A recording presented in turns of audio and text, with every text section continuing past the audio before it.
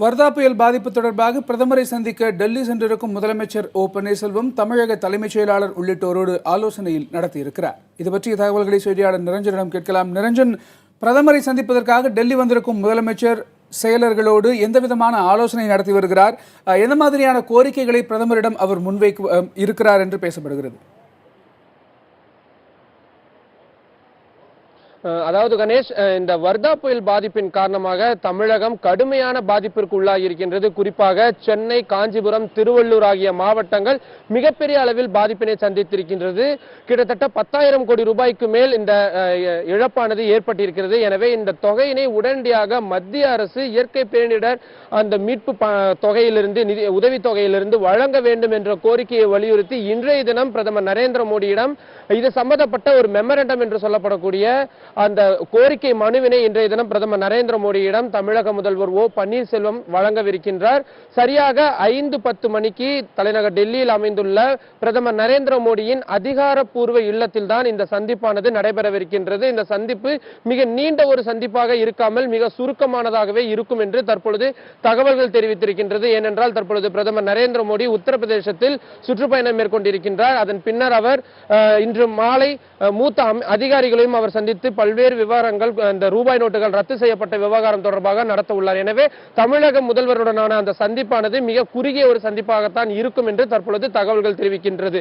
அது மட்டுமில்லாமல் தமிழக அரசின் ஒவ்வொரு துறை சார்பாக, குறிப்பாக மின்துறைக்கு எவ்வளவு பாதிப்பு ஏற்பட்டிருக்கின்றது, பொதுப்பணித்துறைக்கு எவ்வளவு பாதிப்பு ஏற்பட்டிருக்கிறது, சுகாதாரத்துறைக்கு எவ்வளவு நிதி தேவைப்படுகிறது என்று தனித்தனியாக ஒவ்வொரு துறைக்கும் தேவைப்படுகின்ற அந்த நிதியினை தனித்தனியாக அவர் பிரதமரிடம் அறிக்கையாக வழங்கவிருக்கின்றார். இந்த சந்திப்பின் பொழுது தமிழக அரசின் தலைமைச் செயலாளர் ராமமோகன் ராவ் அவர்களும் உடன் இருப்பார்கள் என்று தற்பொழுது வரை கூறப்பட்டு வருகின்றது. அதன் பின்னர் பத்திரிகையாளர்களை அவர் சந்திப்பார் என்றும் கூறப்பட்டிருக்கின்றது. இது தொடர்பாக தற்பொழுது தலைநகர் டெல்லியில் உள்ள தமிழக அரசின் அதிகாரப்பூர்வ இல்லத்தில் அவர் தங்கியிருக்கின்றார். தொடர்ந்து 8 துறைகளின் செயலர்கள் தலைநகர் டெல்லியில் குழுமி இருக்கின்றார்கள். அவர்களுடன் ஒரு மிக நீண்ட, கிட்டத்தட்ட 1 மணி நேரத்திற்கும் மேலான ஒரு மிக விரிவான ஒரு ஆலோசனையானது நடத்தப்பட்டது. அதற்கு முன்னதாக மக்களவை துணை சபாநாயகர் தம்பிதுரையுடனும் கிட்டத்தட்ட அரை மணி நேரத்திற்கும் மேலாக தற்பொழுது தமிழகத்தில் நிறைவேறக்கூடிய சூழ்நிலை, என்னென்ன மாதிரியான விஷயங்களை மேற்கொண்டு கேட்கலாம் உள்ளிட்ட பல்வேறு விவரங்கள் தொடர்பாக தம்பிதுரையுடனும் மிக விரிவான ஒரு ஆலோசனை நடத்தி இருக்கின்றார். இந்த சந்திப்பிற்கு பின்னர் தான் பிரதமர் நரேந்திர மோடி இந்த விவகாரங்கள் குறித்து என்ன பதிலளித்தார் என்பது தொடர்பான விவரங்களை தமிழக முதல்வர் ஓ பன்னீர்செல்வம் அவர்கள் நம்மை சந்தித்து தெரிவிப்பார் என்று தற்பொழுது கூறப்பட்டிருக்கின்றது. இதில் சிறு சிறு மாற்றங்கள் இருந்தாலும் இருக்கலாம். இன்று இரவே அவர் தமிழகத்திற்கு திரும்பவிருக்கிறார். கணேஷ், நிரஞ்சன், வர்தா புயல் பாதிப்பு கோரிக்கையை தவிர்த்து வேறு என்னென்ன விஷயங்கள் குறித்து பிரதமரிடம் முதலமைச்சர் பேச இருக்கிறார்?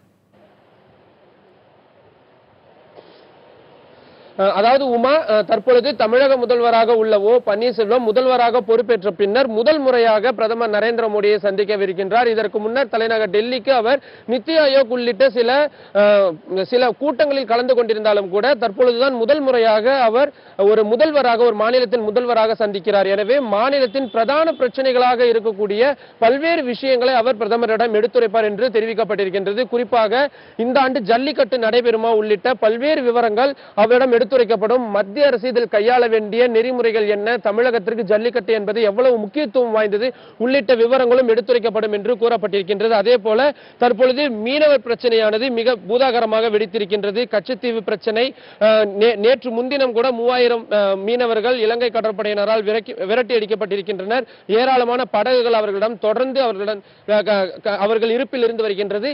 இதனை பறிமுதல் செய்ய வேண்டும் என்ற ஒரு கோரிக்கையும் வைக்கப்படும். அதே போல முன்னாள் தமிழக முதல்வர் செல்வி ஜெயலலிதா அவர்களுக்கு சிலை அமைப்பது, பாரத ரத்னா விருது வழங்க வேண்டும் உள்ளிட்ட முக்கிய கோரிக்கைகளும் இந்த ஆலோசனை கூட்டத்தின் பொழுது முன்வைக்கப்படும் என்று தெரிவிக்கப்பட்டிருக்கிறது. உமா.